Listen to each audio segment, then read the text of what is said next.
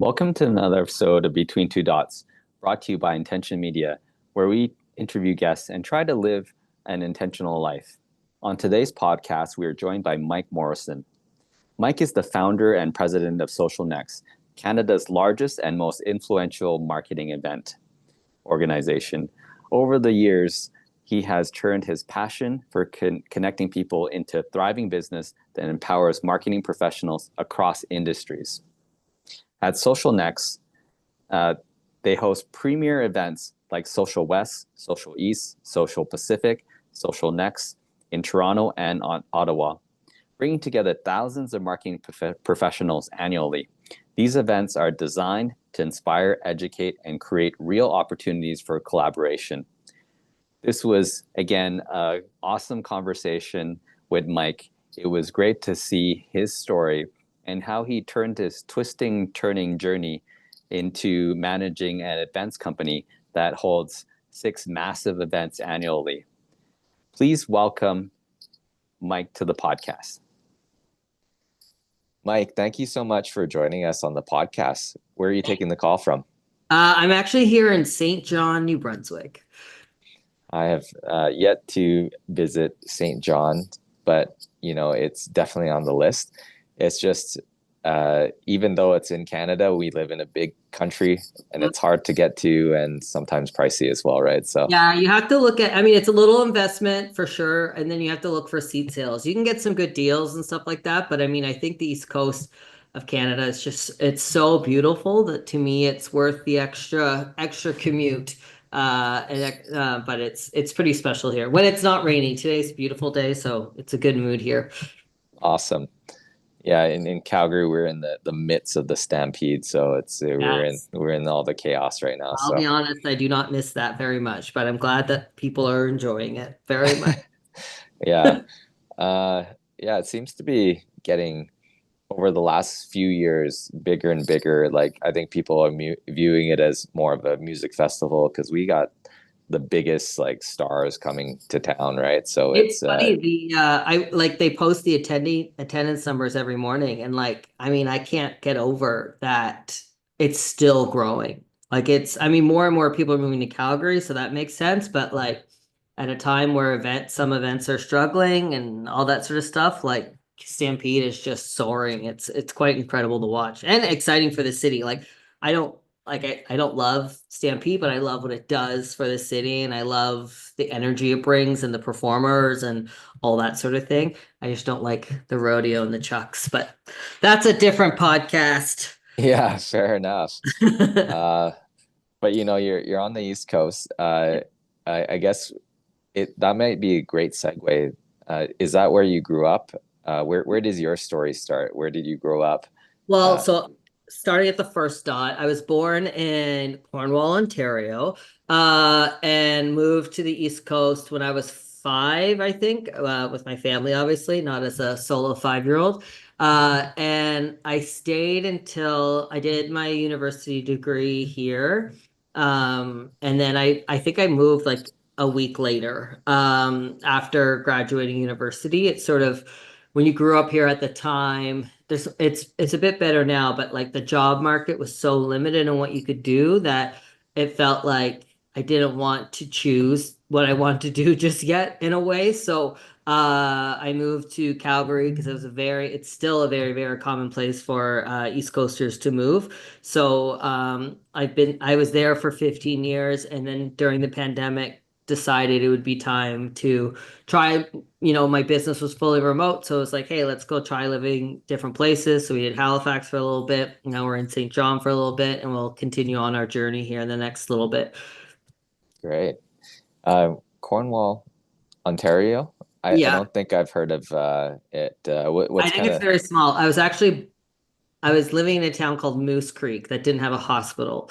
So Cornwall is the next closest thing. Pretty industrial, I think, the few times I've driven through it. But my family split between Cape Breton and Nova Scotia, and the Montreal region that straddles the Ontario border. So somewhere in between. So ended up right in the middle of it. got it? And you and your family. So do you have any memories of that time? before 5, I guess, and then Uh, Not beyond ones I share with my therapist. No, no, no, not really. I mean, I remember like my granny lives there and she just passed away last year at 102 years old. She was living oh, to the fullest, like literally had a conversation with her that day and we said goodbye and it was like great. We were making jokes and it was awesome. But she lived there on a farm and she was at one point a professional puppeteer. So she had her whole basement was like a puppet stage. So the kids would all go down there over the weekend and do, and then by after Sunday supper, the parents would come down and we'd do a little show, a little puppet show. And it was actually really funny. I was just in PEI recently with some friends and they all have kids. And just on their own, the kids are like, hey, we're working on a play and we're going to do it tomorrow night. And like, it was so fun to see it come sort of full circle. And I was like, oh, I used to do that. But these kids took it way more seriously. They were off book. There was notes. It was kids have elevated the kid production more than ever. amazing. Yeah. And so growing up, did you have any siblings? Yeah, I have two brothers and a sister. Okay. And Yeah, where do you stack up in that? I am the baby. I'm the one that needs the most attention. Got No, it. Yeah. no surprise there. Awesome. Yeah. And then so when you moved to the East Coast, what was life like then? You Like back when I moved when I was like a kid. yeah, when you were a kid. I mean, yeah, I mean, I had I lived in Fredericton, very nice little sort of suburban city in a way, like really safe. Still really safe. I mean, it's fun to sort of join their Facebook groups and see what they consider to be like an uptick in crime and stuff like that. But very much a place where I hope criminals don't listen to this show, but very much a place where people don't lock their doors still. And so, I mean, it was a really pretty place. I went to university there. I went to high school. I was sort of really, really involved in post-secondary sort of like the post-secondary life. So lots of committees. I think at one point, honestly, I had like the skeleton key to my university. I was just like, I was there all the time. I just loved it. I didn't love high school, but like it was fine, but I loved university. I got a degree in Spanish very randomly from a place in New Brunswick. Like who does that? Four other people do that. I know that. And yeah, it was a great place to grow up.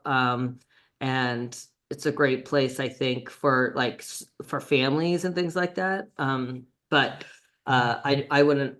I chose to not go back there. I just wanted to continue living in different places and experiencing different things. I think my partner and I, we don't have kids and we're both fully remote. And so I just wanted to sort of choose a life that was like, it's harder for sure and lonelier for sure, but I love experiencing different cities and ways of life. And I think it makes me a better person and a better business person, just seeing how different Canadians work and their different expectations. And, I run conferences in 6 different cities in Canada and they're all different.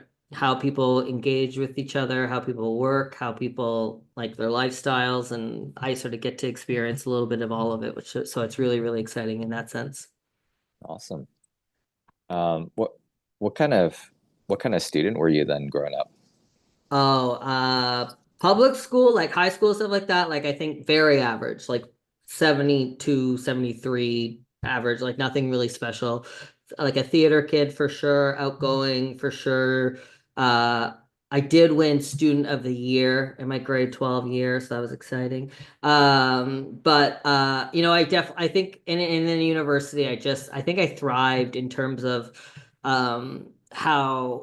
how you sort of can make your own way in university. I think that, and I ended up actually being an academic advisor at the University of Calgary for almost 4 years, working with fine arts students and pronouncing fine arts because everyone always thinks I say finance, but fine arts. And like I always said to them, like there's so much more here than going to get your degree. Like get involved in clubs, start a club, start events, meet people, like the relationships I've met. Well, actually, like we're selling our house right now, and the guy who's buying it, I went to university with. And like he saw me post about it on Facebook, and like you never know where those relationships are coming from. And so I don't know, I just loved it. I was like I worked at the computer lab. I gave everybody free print credit. To this day, they're not allowed giving credit anymore, like to anybody because of me, like 25 years later. So I'm so proud of I yeah, I'm not a person that I don't love like I don't know, I don't love too much structure or like rules for the sake of rules. And so I think for me at university was sort of where I started dabbling in the like ask for forgiveness or like why not try this, why not try that? Like I created a talent show that's still going on to this day. But the rules are still the same. It's like you cannot you audition to be in it just so we can see what you're doing, but you don't have to be good. Like if you want to stand on the stage and do that in front of people you're going to walk by the next day, great. And it's like free or food for the food bank. And so that sort of I think was where I started enjoying that I don't have a ton of fear in like creating spaces where people can participate and have fun and things like that. And that sort of has led me down my career path. Yeah. Um, and so, you know, obviously you're very entrepreneurial Hmm. and steeped in community building. I'm just curious, like, what what did your parents do for work? Did you have some sort of entrepreneurial community building I mean, not really. inspiration? My mom was like a stay-at-home mom until I went to public school. But she was like on the school board for a bit. She ran events herself a little bit, like more volunteer and things like that. And then my dad was very much just like a banker kind of guy. I think probably a lot of my motivation comes from my grandmother that I just talked about. Like at 102 she was still calling people she was interested in, like if she heard someone on the news, and like she was a regular guest on Montreal's talk radio show, and like she was trying different things. She was never like, oh, I'm this so I have to do that. And I think that is probably more like she wasn't I'm just trying to think if anyone in my family is an entrepreneur. I've never really thought of it. No, not really, not cousins or anything, I don't think. No. So I'm just like the lone wolf, which tracks. But so I think, but her would have been my motivation in terms of like, well, why not? Like, there's no reason you can't do it. There's no reason you can, and like, very like middle class, so like there wasn't money to bolster our career ambitions up. So like everything we did, we earned, and graduated student debt free, luckily, because I worked 3 jobs and I stole scholarship posters off the wall so no one else paid for them, and things got them and stuff like that. So yeah, I mean, maybe that's entrepreneurial too, being like, well, here's a poster and if no one sees it, no one else can apply for it except for me. So I don't know, just getting through. But yeah, no, definitely my grandmother was a big inspiration for I think where I am today. Yeah. So painting this picture, I guess you graduate university, um, and then you head to Calgary. You know, like you said, there's a well um, paved path as it relates to people from the East Coast coming to Calgary. Mm. But what was that like? How many Yeah, I people mean, did you know? Like what did you think of the city initially? yeah, I mean, it's funny. My brother lived there at the time, so that was my connection, but we aren't particularly close. So like it was like just like a fleeting connection kind of thing. Like, oh, he's there, so that's better than being somewhere where I don't know anyone. And a few friends from high school and stuff like that, like I knew had lived there. And this was before Facebook, so it was really just relying on friendships that you had organically. I mean, it's so silly to be alive during that time because like I don't remember how we would have made plans, or like I think you sort of just went, someone invited you to a party and so you went and then you saw other friends from high school and then you know what I mean, and this sort of connected that way. It's so weird to think about. But it was like I can't believe I did that at like 23 years old, because I just what I know now, like I can't believe how little I knew back then. And like I joke, I say to people like I felt like an amoeba. Like I landed and I just started working because that's all I knew. So like I had 3 jobs almost right away. I was working at a Chianti's restaurant, I was working at the Sheraton Eau Claire, and I was working at a bank. So really just, and this was sort of peak Calgary days. So like even those jobs were like good money, good incentives and things like that. And I actually kept the Sheridan job for like 8 years because the hotel discounts were so good. I just like couldn't let them go. Like to stay at the Banff Springs for $69 with half off food and drinks. You're like, I can't, like, why would I ever not work here? So it was a lot of just figuring things out in a way. I like wasn't a big partier or anything like that. I just worked. I still love working. It's always sort of been in my DNA. And I think part of it was I didn't understand that 9 to 5 culture. So I had that at the university. I had that in oil and gas and the bank. And I worked at breakfast television for a bit and for like 3 years. That's a bit, I guess, when you're 43 is like a bit. But I didn't understand that like, okay, you have to be here at 9 and you have to stay till 5 and you have to have like it never felt right for me ever, but I didn't consider myself an entrepreneur. So I was just sort of like, oh, okay, I guess this is life and this is why sometimes people hate their lives. And so when I started writing a blog in 2005, just as just writing. I loved writing in high school and in junior high. I was pretty good at it. So like naturally in a way that like I never took courses, but I could write in a way that people enjoy reading. So like it isn't highbrow stuff by any me, but it was like, oh yeah, I can hear him talking. This is relatable. Great. And that blog I started before you could make money or anything like that. And so it was really just as a way of staying in contact with people. And again, before social media. So it's like, hey, this is what I'm doing. This, but I also love pop culture. So I was like live blogging Canadian Idol at the time, like I'm time stamping things. But and that started when bloggers started making money. I would say I was probably one of the first ish. Definitely one of the first in like Western Canada in terms of being able to sort of make a go at it. And so I left my full-time jobs in 2013 to sort of pursue the blog and all that came with it full time. So a lot of little different jobs, always just trying to figure out what I wanted to do. None of it felt right. Some of it, the university was great. It's an easy job, comfortable job. You got your benefits and all that sort of stuff. But I don't know, it just never felt right. That one was great because the faculty closed, and so they made the decision for me. But that little bump in payout, getting your laid off money helped a lot in terms of getting, me transitioning into what I wanted to do next. Yeah, absolutely. I do have like a great reverence for people that could write well, and perhaps it's a skill that I've not yet developed or Blog, lack currently, or just write well, right? Oh yeah. Yeah, I mean, it's up for debate if I write like like I just the other day I said to my friends, I was like, I can almost guarantee you I graduated university 2 degrees, one in education without knowing than yours. Like I don't think anyone ever taught me that stuff. I don't know when you all learned it, but like it wasn't until I started writing professionally. Like so I was a columnist at Metro for 5 or 6 years. So I had to write a column every Friday and then I was on CBC for a bit and writing columns and stories elsewhere. And like I was never a full-time writer in the sense that I pitched myself to magazines. I mostly just took the opportunities that came to me.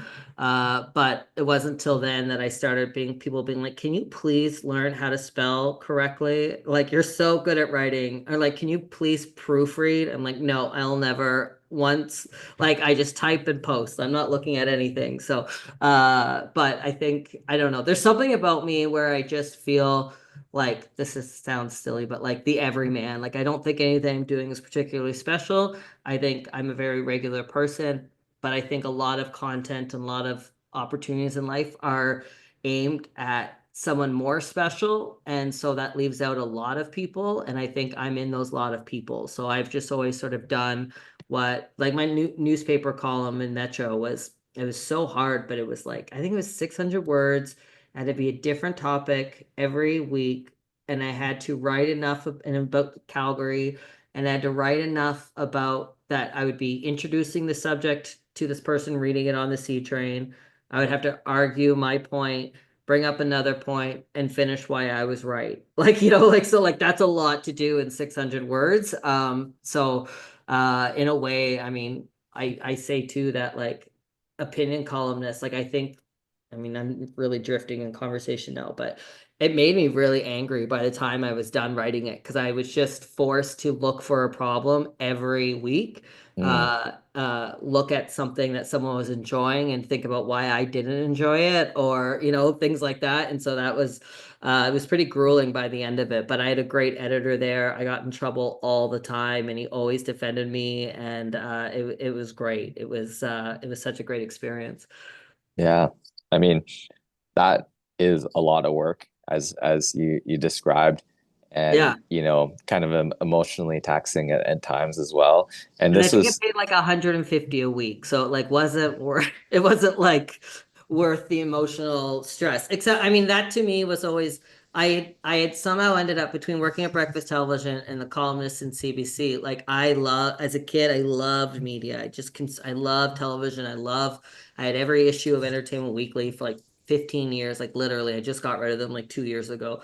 I just love and I somehow I moved to the city that's not known for that stuff, and I still ended up in it. Like that, I couldn't believe the first time I got called to be on breakfast television or be on a radio station or all that stuff. Like this was like, this is all I've ever wanted. I never even considered that it was possible, so I wasn't pursuing it at all. And it just started happening, and it was such a great time. Like for I often say like boomers got in for housing and stuff like that. And I think I got in at a time where social media was brand new. I wasn't motivated by money because there was no money at the time. And you could also, like, once there started being money, the ask was so minimal that it was easy. And I really slowed down. I essentially don't do content creation at all anymore when it got like, okay, now we need 8 people to approve it, and we need these angles and these storylines and these things, and here's like a minimal amount of money. And I was like, oh, I'm not that interested in that anymore, like kind of thing. So that's sort of like my boomer phase where a blog was new and Twitter was new and you could just craft it as yourself. So it was a special time for sure. I love thinking about that stuff. Thanks for that opportunity. It's neat. Yeah, absolutely. So where does your story take you from there? So you're blogging, you're doing these Yeah, so things. blogging and like literally like traveling the world with the blog, like wow, I think about it all the time how lucky I was. See I got to see Coldplay in a bull ring in Spain.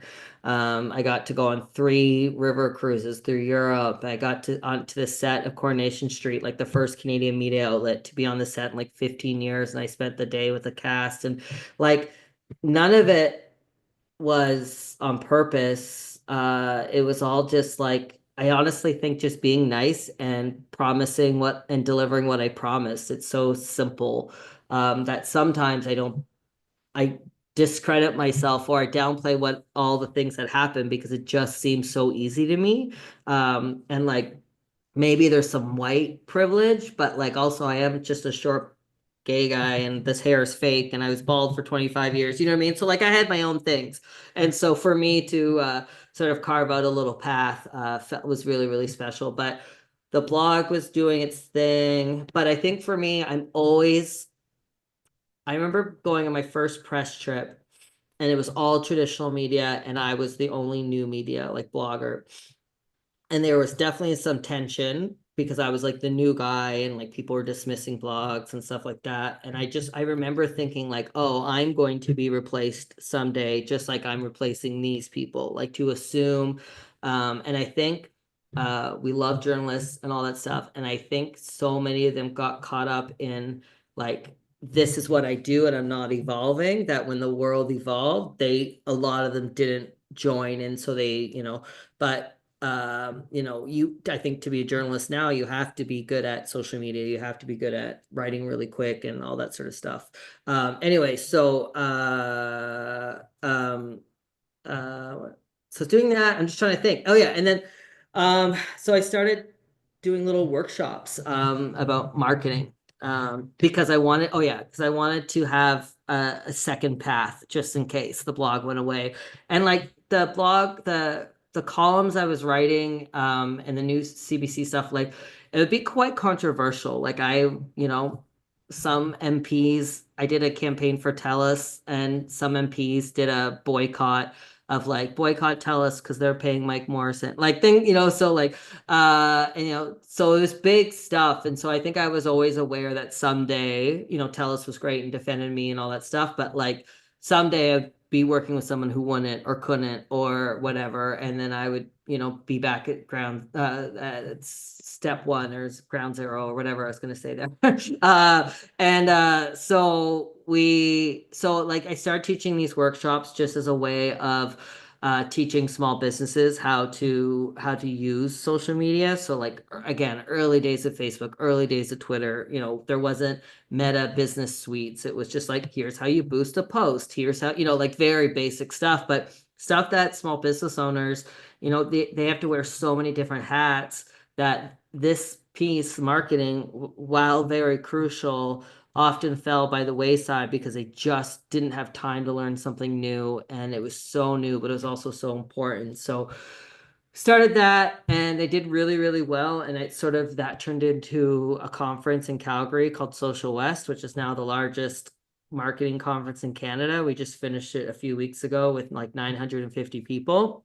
And then we expanded it to Halifax, Vancouver, Toronto, Ottawa, and like one more city next year. So now I run 6 conferences across the country, about 3,500 attendees across the board, sponsors from all over the world now. And it's so it's sort of funny. I'm back to, I think there's signs in your life, not religious signs or anything like that, but I think if you look, there's things that you were doing as a kid or younger, that are trying to show you the things you really want to do or the paths you want to go down. So me organizing the talent show in university and giving everyone a shot is something I still do for our events. I don't hire professional speakers. I hire, I pay everybody, and so I'm just doing things that I think are like quote unquote right. And that is what I was always doing. And I think my skills in writing came useful when I was writing emails to sell tickets or sell sponsorships and things like that. So it sort of felt like one of those like M. Night Shyamalan movies or something, where it was like all these signs were pointing to this thing, and it just took me a while to figure out what that thing is. And I think a lot of people are in that position now because the world has changed so much. And like our traditional careers aren't necessarily the same anymore. And we're not working 35 years at one company anymore. And nor do we think that's good anymore. Like if someone says, "Oh, I've been there for 25 years," you're like, "Oh," you're like, "Oh, that's too bad." At least I don't know. I'm like, but you just worked with the same people. There's so many different types of people out there, and there's so many different types of jobs and stuff like that. So definitely, like, they have benefits though. I will be working till I'm 98. That's and I think I'm fine with that. But yeah, so that's sort of where I am now. Like 10 years, it'll be 10 years of Social West next year. And it's been really great. Like I feel very, very fortunate that we were able to navigate so much, starting this event and then, canceling every event for the pandemic. And how do you do that in a way that's fair, that doesn't close your business and all that stuff? But all of it is lessons, and all of it comes into play later on in life. And so I've been very lucky. I have a pretty fun life. That's awesome. Yeah. Yeah. It's like you said, there's threads in your life and there's these signs. If you look closely or pay attention, they're kind of pointing to this thing, and it all kind of makes sense in hindsight, but when you're in it, you don't necessarily kind of see it for what it is, Like right? even as a kid, like I am a pretty big collector of like nostalgic things in my life. And so my garage has like 4 Rubbermaid containers, literally of my childhood, that I've just lugged across the country. And like, but in them are like little notepads of like stories I was writing when I was like 6 years old or like 7, pretending I was a detective and like interviewing people. And like that kid is still here. That's the same person. So me being interested in that definitely makes sense that I'd be interested in, what I'm doing now. I think not everyone is fortunate enough to have certain situations, or, maybe I've made certain choices like to not have kids or to not get married, that allow me to explore my career more fully than other people do, but they get rewards from other aspects of their life. So I think it's sort of listening to, what makes you happy. And now I definitely know what doesn't make me happy, right? Like if I really think something's boring, or I'm done with it, I'm like done with it. But I was just saying recently that like this is 10 years in, and it's probably more fun than ever now, because now we're sort of successful, and it's way more work. I never thought about that. I thought struggling was harder, but being successful is harder in a good, but at least it's more fun because you're not like staring at every dollar sign. But I mean, it was 2 years ago. I didn't pay myself for a year because I made some mistakes with events. Like I had gotten a bit too eager. So it took me like a year to get my salary back. And again, lessons, lessons, lessons. And now we're in a place where it's still a lot of fun. And I feel very fortunate for that. Yeah. Uh, what are some of the lessons that you've learned along the way? Not maybe like specific things, but like just like, you know, things that other people could kind of apply to their lives, just Yeah, I generally mean, I think speaking. with like the entrepreneurial lens for sure. Like we all know that people are sort of projecting on social media and like only talking about their successes. But what that did for me didn't make me feel diminished. It made me not appreciate what I was doing.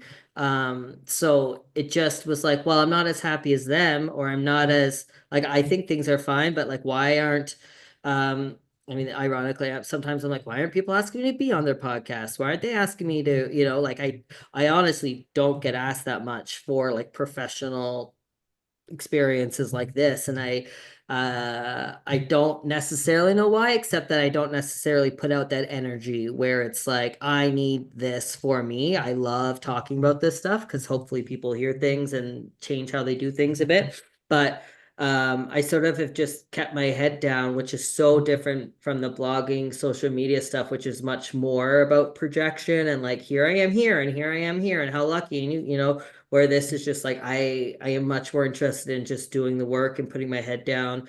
But I definitely I just wrote about it on LinkedIn this week, where like a year ago or so, 18 months ago, I held like a friend convention for myself. So I invited 10 of my friends to basically roast me for an hour, and like kick out all the negativity out of my head and self-doubt, and like help me come up with phrases that because my career was sort of piecemealed, and I don't even know a single person does what I do for a living. I don't really even know if it exists, where someone just organizes 6 conferences for fun, like not for as a sales funnel, not as anything else.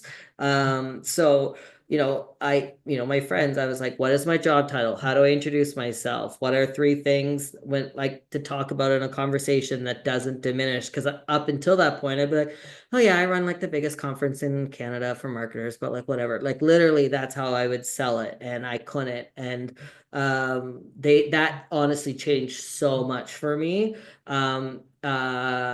Just having like I love my friends so much, and they've always been an anchor for me, and my friends don't know each other either. I have a very spread out friend group, so like these people who I talk to every day, we're meeting each other for the first time kind of thing. But their goal, I mean, how lucky I was to have these 10 friends dedicate an hour to shaking off all the negative energy that was surrounding me in a way. And so that was huge, and just realizing that I didn't have to project. I didn't like what I was doing was successful, and what I was doing was paying people and paying bills and all that sort of stuff. And like those feelings of negativity were because I didn't want what other business leaders are doing. Like I don't want to be um I I don't know, I don't want to be put on a pedestal or pretend pedestal even, because I just think that brings too much attention to you maybe. I don't know. Where I'm like, okay, I want to build a business that's stable,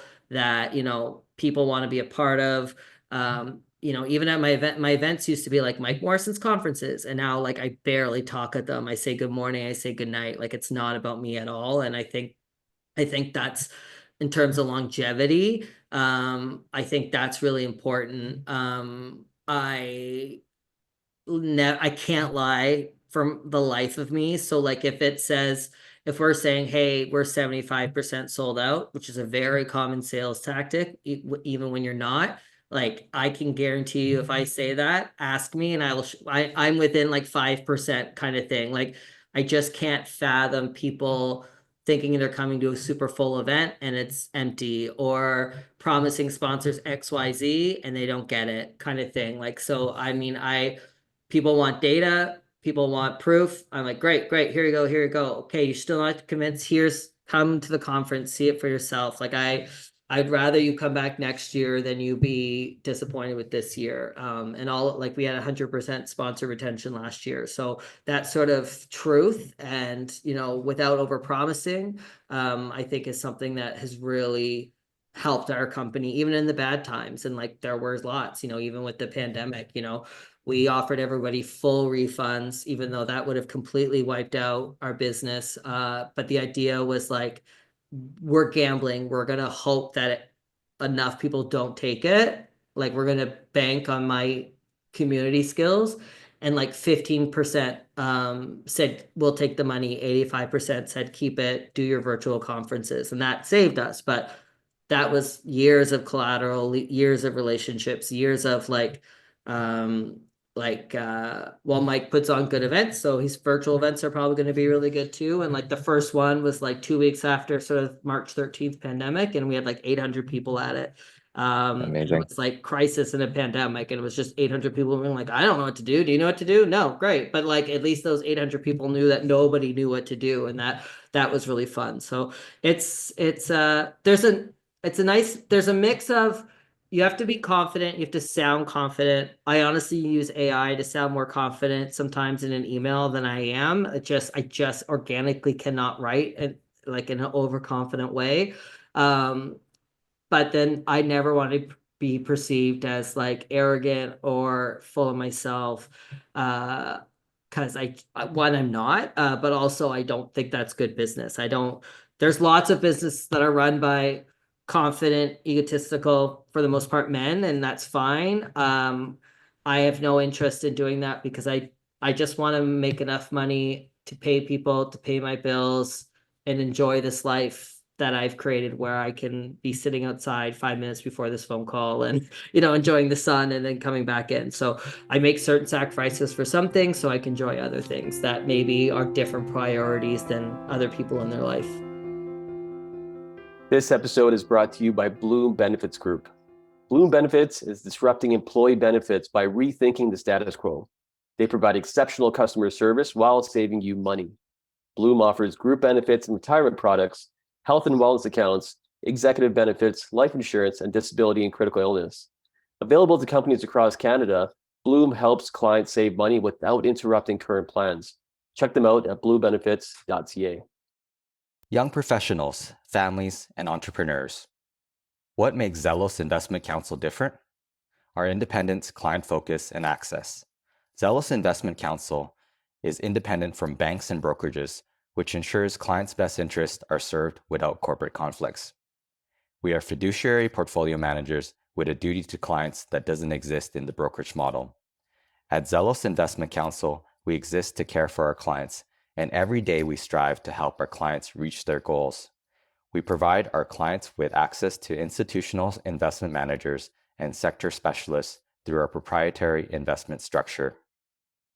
For more information, book your no-obligation meeting today at zelosglobal.com. That's www.zelosglobal.com. Attention all car owners. Is the winter weather turning your beloved ride into a rusty relic? Fear not, because we've got the solution you've been dreaming of: Crown Rust Protection. Picture this: your car defying the elements, standing strong against rust like a knight in shining armor. Crown Rust Protection is not just a shield, it's an investment in the longevity and resale value of your vehicle. Don't let rust take the wheel. Book your Crown Rust Protection treatment today and let your car embrace its inner superhero. Call now at 403-291-1951 or book your appointment at www.krrp.ca. MOWN.com. Our skilled technicians are ready to give your car the VIP treatment it deserves. Crown Rust Protection, because your car deserves to age like fine wine, not rusty vinegar. Today's episode is brought to you by Motive, a leading venture builder with over a decade of experience helping corporates and startups build, launch, and scale successful business ventures. Whether you're looking to innovate your business model, develop a game-changing product, or craft a winning go-to-market strategy, Motive is with you every step of the way. Their proven venture building process and technologies help reduce risks and accelerate time to market. Innovation is everywhere. Let's harness it together. Visit motive.digital to learn more. That's Motive spelled M-O-T-I-V.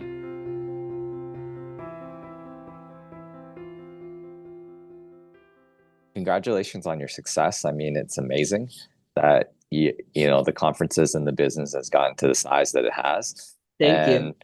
And the 6 conferences, like, do they all does each city have a little different flavor, different spin? And then like who, like, obviously marketers, but like, like how would you describe who these conferences are for, and what sponsors would benefit in being featured at these conferences?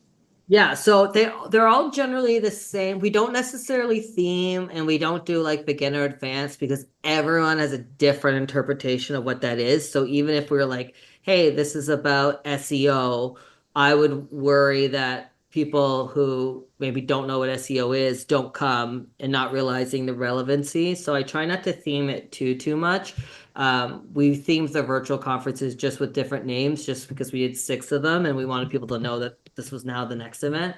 Ottawa, we started doing this, well, I guess this year now, January 2025. And that was our first nonprofit marketing conference. And we get a lot of feedback from nonprofits that come saying like, this was great, but there's only like 1 or 2 sessions about nonprofits. And I'm like, yeah, but there's only so much I can do when I'm trying to cover all these topics. So we just did one, and that went really, really well, and people really enjoyed that. So that was really exciting. And then the rest are sort of, I would say, if anything, they're themed on who's coming. So like Social East here in Atlantic Canada tends to be a lot of public sector, a lot of universities, smaller agencies. So not necessarily the household agencies, but I think that's a reflection of why we've done well in Halifax, because there are groups that are traditionally left behind or areas that people don't think about. And then Toronto, I'd say Toronto, Calgary, and Vancouver, like they're all different sizes, they're all different lengths. Like I grow them very slowly. So like they all start as one day, and then I add like a half day, and then I had, workshops, and again, just stable. I don't want, I did my first event in Vancouver was where I learned all these lessons. I sort of just thought, oh, I've done this in Calgary and Halifax. Those aren't traditional marketing cities. Vancouver will be a breeze. And I just got wiped out. I lost like 80 grand. That's when I couldn't pay myself for a year. But I learned so much from that in terms of growth and like perception, and what people are looking for. And so what we found is like, I come sort of from an entertainment background. So I was reaching out to like food and beverage sponsors, like, let's do cool things. And they're like, why would we sponsor this? Or even telecoms. And then when I sort of realized I should be looking more at like software tools, and things like that, that's where everything sort of started shifting. So even this year for Social West, we had sponsors from the States, Spain, and the UK, all who reached out on their own. So all had nothing to do, like just their own Googling and their own research. And, I have a few conversations with them. Here's all the data you need. Here's all that. And now they're just seeing like the benefit of, so we have some sponsors that do all the events. We have some that just pick. Every relationship is different. And it's been really fun, because like even like the Americans, like they come in wanting sort of what you think, those traditional big American conferences, giant halls, like, and one of them just a few days before the event was like, what booth are we? What booth number? How will we find it? I'm like, well, there's 12, because we're not a convention. You will find it. It's fine. They're all labeled very nicely, but like they come in and I'm like, and they're like, oh, like I sort of say like ours is more, everyone knows that you're going to be here as a sponsor. There's always tension between sponsors and attendees, whether either of them acknowledge it. Like, how do you do a sales pitch without sounding like a sales pitch, all that stuff. But I see that sort of as my job to coordinate it. So like our attendees know that they can go, like these are almost like Mike approved sponsors in a way. Like we don't just say yes to everybody. I mean, I don't say no that often, but like when a sponsor comes, I make sure that they're aligned with who's in the room, because I've shared all that data with them. So I sort of say like, hey, these sponsors know you're here. You should definitely go chat with them and things like that. And so, but like I used to pitch 20, 30 companies a day probably, and like never getting anything. Up until last year, almost every one of our sponsors were attendees who came. Like once I get you in the room, I can usually keep you there. But getting you in the room was really hard. And then, the last year or so, it just all shifted where it's just these giant companies are reaching out to me finally. And it feels so good because like what we're doing is different. We are an independent conference in the sense that we're not a sales funnel. We don't have, we don't have 20 staff or 40. We have two. I'm me, and I have a full-time employee, and I hire an event person named Lindsay and her company at the 25th hour. And that's it. That's who puts on a 900 person conference. I think it took a while for people to believe us, to trust us. Our price point is way lower than most people's events. Social West is a higher cost now just because it's so big. You need to raise the prices to pay for it. But like to get a 2-day conference in Halifax for $399 with Google, Twitter, LinkedIn, whoever coming, and big marketers coming like that. People weren't coming because they thought it was so cheap, it must be bad. Where I was like, I think you're just all overpaying for bad events kind of thing. So I would say I've accidentally disrupted it. Not something I was doing on purpose. But I'm definitely now seeing more events like mine than I used to. So events where everyone's being paid, events with a certain focus, events that are, more about the attendees than the brands. And that's great. I think that's awesome. That's what they should be like. So, yeah, I mean, there's something special about a sponsor flying from Spain Yeah. to be at your event. Like you have to see that and you have to believe it and you have to let it make you feel good, because they could have gone anywhere in the world and you did your job, and so they're going to do their job. Like that's pretty exciting. Yeah. What do like obviously people attend events for so many different things, but like what are what do you think people come It's funny, for? the thing, I sometimes themes accidentally come out of our events. And definitely the theme this year at Social West was the importance of humans. And obviously AI is changing everything. And some of the feedback you get is like, oh, all the presentations were about AI. And I'm just like, how could someone in marketing do a presentation without it coming up once? Like everything is different now. But we talked a lot about at that conference the importance of being in a room with other humans, being able to touch other humans, like appropriately, obviously, but like being like, hey, this is true because this person is saying it, is going to be so much more important. And so I think a lot of it is that connection, that's sort of the bounce we saw. Once I say it took 2 years for people to come back to conferences in a way that made financial sense for us. So it was definitely a long 2 years after the pandemic. But now, they're seeing the importance of being together. I think the way we do things by being in so many different cities makes it easier. So like someone who lives in a small town in Nova Scotia, their company might not have money to fly to them to Toronto, put them in a hotel, but now they do have money for them to drive to Halifax and stay in a hotel there. The feedback I got from Ottawa was someone said to me like, so many people come to conferences for in Ottawa, but no one ever does a conference for Ottawa. And so that's what we did. It was for the people. That's where a lot of nonprofits are based. So that's why we're going to do the conference there, but it's for them. It's not people traveling in. So, and we do have a great word of mouth. We do have great reputation, and that means a lot to me. So I think, I haven't necessarily seen a bump of like pro Canada. Like we did a little marketing around that this year, but it didn't really, I don't think it resonated. And I don't, like we have American partners and, I don't want them to feel bad about coming or anything like that. They're welcome. Their US dollars are definitely welcome. So it's just it's balancing all of that. And I just think everyone's coming for different reasons.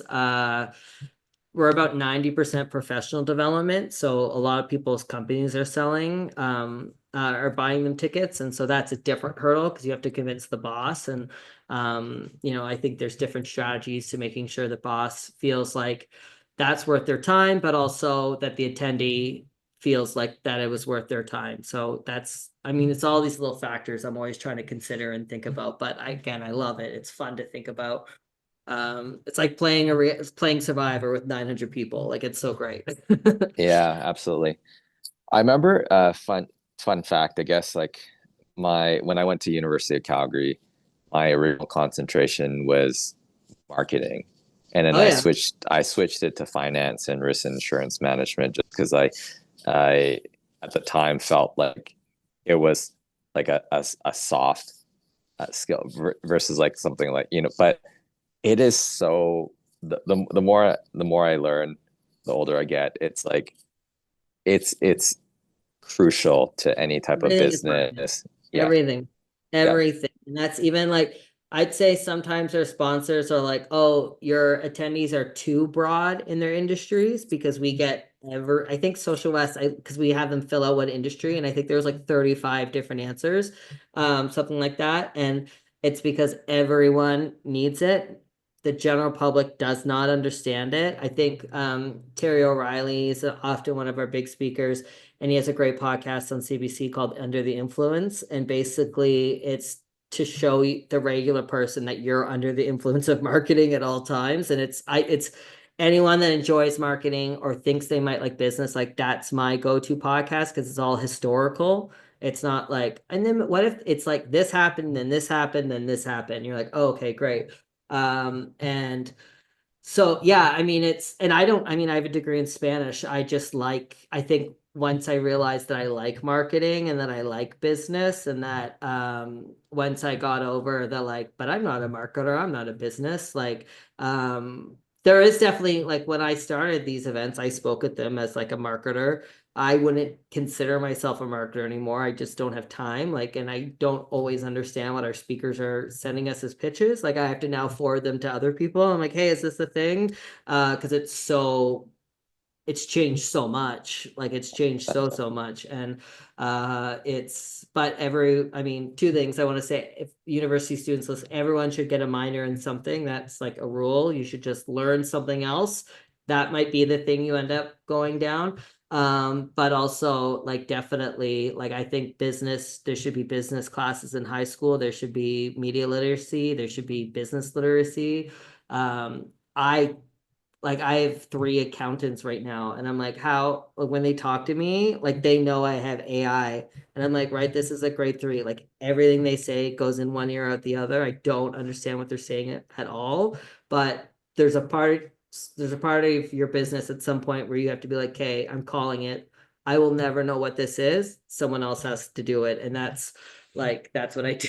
That for me is accounting, and for other people it might be HR or whatever. But it's just, yeah. It's not being too prepared. If you're too prepared, I think you'll paint yourself into a corner. It's saying yes to as many things as you can, no matter how tired you are, especially at first. Like no matter how tired you are, no much makes sense. Like one of my rules was when I was blogging early days was like if I went to a concert, I went home that night and I wrote about it and I posted it that night. And this was before like I wanted to beat the newspapers basically. But I that was like I wrote that blog every day for 8 years. And if I had a day off, I would get my friend to write it. So like what if I was like, hey, I'm going to take 2 weeks. Like I loved doing this. I had like the cast of Degrassi. Each of them wrote like a blog post for like 2 weeks about a date they went on. I gave them all, you know what I mean? So like it was, but it yeah, was always when you're tired and you want to give up, that's when you can't be tired and give up. You have to keep, if you believe in it. If it's not working, definitely call it. If it's working and you're just at a lull or slowing down, you just have to keep pushing through. It's, that's I'm talking, I guess, about entrepreneur stuff, like, because it's not easy. You never get time off, really. You never get time off, in a way that I think, like, I was just on vacation with some friends in PEI, and they have sort of more 9 to 5s, and like I I was off for like 98%. It was probably my first real vacation. But I was like, do you guys even bring your laptops? Like, no. And I was like, oh my God, like that would be, like what it would be like to travel without your laptop, like to just be like, well, no, I'm off. My nephew is 25 and he works at a power plant here. And he was telling me recently he got to work and the power plant was closed and he had to turn back around because of like an emergency or something. And I was like, well, didn't they email you that? He's like, well, I wouldn't have seen my email until I got to work. And I was like, what do you mean? I was like, you don't have it on your phone? You don't have it on your computer? He's like, no. And I was like, oh, love this generation. Good for you, setting boundaries. But like, it's so different than anything I think an entrepreneur does. Like, I always sort of chuckle when I see someone announce that they've become an entrepreneur, which is so great. And then like 2 months later, they're like, hey, I'm going on vacation for 2 weeks. And I was like, that's not going to work out for you. Like, that's, you can't, like, you have to just stay on it. Yeah. No, I think that's a valuable lesson, and pointing out the fact that it's really about consistency, right? Like just putting one foot in front of the other, like you said, like every single day, the blog post, and if you weren't writing it, you were getting it covered off, and Yeah, and I think too, there's I used to be a waiter. My nephew I was just talking about is also a waiter, and when he started, I said like the number one rule of waiting tables is like just acknowledge the customer. So if you're so busy and you can't get their order, that's okay. Just be like, hey, I'm so busy. I'll be right back. I'll wait 5 hours. I don't care. I'm here, fine. But if to ignore a table, like that just creates tension every second because you're like, do they know I'm here? Did I do this wrong? Why is it so slow? How long? Da, da, da, da, da. And like that is so true for business. That doesn't mean you have to answer emails at 2 a.m. It just means you have to acknowledge things in a way that respects people's time and energy. Like I do this thing. I don't know if anyone else, I don't send emails after 5 o'clock your time. If I'm working, I'll schedule it and you'll get it in the morning. yeah, But I try to pay attention to where everyone lives. And it's just sort of this, I think I got that lesson from TELUS. I think they sort of follow this rule where it's like, well, if we all stop emailing after 5, we'll stop working after 5. But if one person does it, then the other person has to feel obligated. So like every now and then I'll get an email on a Sunday and I'm like, look, I'm working. I'm sitting there. I've scheduled 45 emails, but I'm not like I'm not sending anyone work on a Sunday kind of thing. So I don't know. So it's finding like it's boundaries too. That's another buzzword, but like being an entrepreneur, being a business owner is all consuming and you have to find like my partner is one too. So I think that helps. So like it's not like one of us is sitting there at night at 5 being like like we're both working all the time, but we both like it so much. And then when we're traveling, it means that we're both working and traveling, but it's not one person on vacation kind of thing. So it's I don't know. It's all super fun. Like I think I like doing podcasts because I think it's all internalized. Like my brain is just I yeah, don't vocalize it very often. And I have an employee, but she lives in Alberta, and she would say I'm not the most communicative boss in sense like I don't chat. I'm just like, hey, how are you? Good, how are you? Good. Here's the work. See you later. Work sucks. Let's not like I just had a meeting with someone else and she was like, oh, I carved out this space so it was quieter and I'm just gonna stay here like and have this call with you. And like my calls are like 5-10 minutes. Like, what do you want? What do you want? And I'm like, great, now you get an hour in that quiet space. Don't tell anybody that we ended this meeting early. She's like, perfect, right? Like, but like so like that's sort of the joke. Like I don't love working, but I live in a society that I have to work. So I might as well try to enjoy it as much as possible.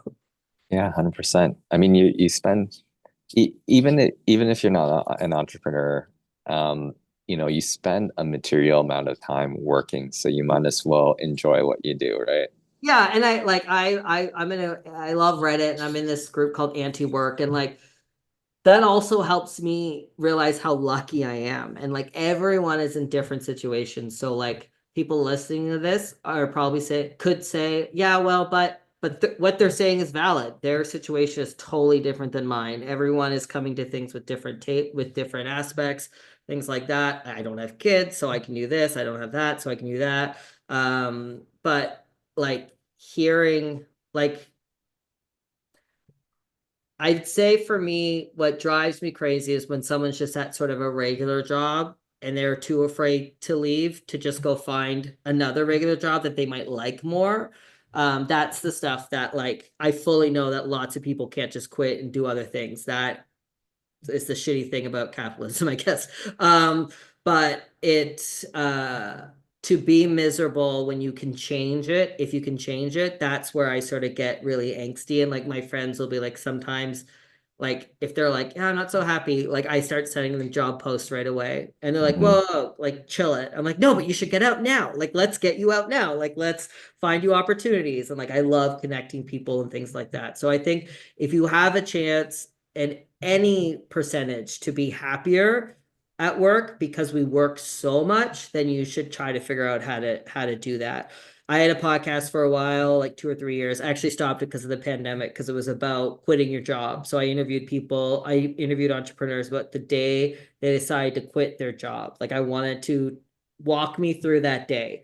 What happened? How did you get there? What about finances? What about kids? What about all that stuff? Because those are the questions I think people who are wanting to do it are wondering. So I tried to Mhm. find different people with different situations. And like I had one who quit her sister's company to basically create a competing company. Like, and like I had one where it was like that was their first day of unemployment. Like that morning was the interview. And I was like, hey, so Yeah. you had a job on Friday, now you don't. What's up? And they're like, oh my God, what did I do? Like, I love hearing people's stories, but I also like sharing them because we can get trapped in our brain of being like, yeah, but you can't do this, you can't do that. And like I'm a person, if I know someone else did it, I know that I can do it. So I Mhm. definitely have tried to become that person for people. So like I will always be the first to line. If a stand is empty, I will go buy something from that stand. I will, if someone thing is I will sit in the front row at a conference because I know how annoying it is. Like I fully know I'm going to die trying to save something or someone. And not like in a heroic way, but like, oh, that's my business. I should go over there. Like, like so like I think as someone who is like that, I'm always trying to pay attention to sort of, I don't want to say inspire, but I would say motivate people. So like, oh, if Mike can do it and he has all these things, then I can probably do it. And that, and that's, I think we get limited, even I know this is silly, but like I've been cutting back all my streaming services and even in my social media, like I'm on 1% compared to what I used to be. And like my brain is so much healthier because I'm not Yeah. being bogged down with this feeling that I have to do this, I have to do this, I have to do this. Like once you lose Netflix, you don't care about Netflix anymore, right? But that day that you're canceling it, you care a lot. You're like, well, what, I'm gonna miss this, I'm gonna miss all the conversation. It's fine. It's not going anywhere. You can watch it later. But that's something I did in the last 6 months that I think has really changed for me is like taking social media off my phone. I don't have notifications. And when I want that information, I'll go seek it out. Yeah. But to be enjoying your day and then getting a DM about another horrible thing that happened in the world, like there's not much I can do about it, but now I'm super angry and sad about it. So like that's, I mean, in any degree, right? So like even like you need to watch this show before it gets spoiled for you. I'm like, I don't care, just spoil it. Like what, just tell me what happens. Like Yeah. so that's been an exercise for me. It's like I think for me, I'm just trying to always be happier. Like how can I be happier? How can I enjoy life more? And that motivates me so much. That's awesome. Yeah, I think that's prudent advice for anyone. It sounds like, you are living your life on your terms as it relates to, doing what you love. It's a lot of work, it's a lot of Mhm. responsibility, but you're doing it, right? So, Yeah, and I'll say honestly, I'm 43 now, and I bring it up a lot. Like at this age, anything can happen in the next 30 years. Who knows? And I've said like, please let the message be that I've had an awesome life. Like would hate to wrap things up early, but like I fully have lived every day. I don't think I've hurt people. I think I've helped, all that stuff. And I think that is a really great place to be, but also helps with your confidence. And, my partner, he's so great. He's the smartest person in the world, but like so many times he's so hard on himself. And I'm like, do you think you would have gotten to where you are if any of those things you're saying right now are true? Like they're not. Like, look at the proof. You are here, you are successful. That means you are good at your job. It's as simple as that. And that's something maybe entrepreneurs get that maybe like a full-timer wouldn't necessarily get, is like the proof of our success is that we paid our bills that month. Like is that we paid an employee that month kind of thing. And when I talk to about events to say like corporations, like sometimes I consult on events, like our motivations are so different. A corporate event is not they're looking to cover their budget, but they're not looking to make money off of it. I have to do both. And so our motivation is totally different, but they can learn a lot from the way we do things because we don't have any government funding. We don't have any grants, anything like that. It's pure sponsorship and attendees. And I know of an event recently that had their government funding pulled and they're just done now because they didn't have the opportunity to build those relationships with the people who would sponsor, who would buy a ticket. And so I think that's really important, is just, knowing what you have and appreciating it and, working hard to maintain it. Yeah, absolutely. Yeah. Mike, this was a delightful conversation. I loved all your... I didn't really chat about you too much. I'm sorry. I'm going to go back and listen to your episodes and learn everything about you. Sounds good. I think I'm episode number 1 if you want to give it a great. go. Okay, perfect. Start right at the beginning. Yeah. Yeah.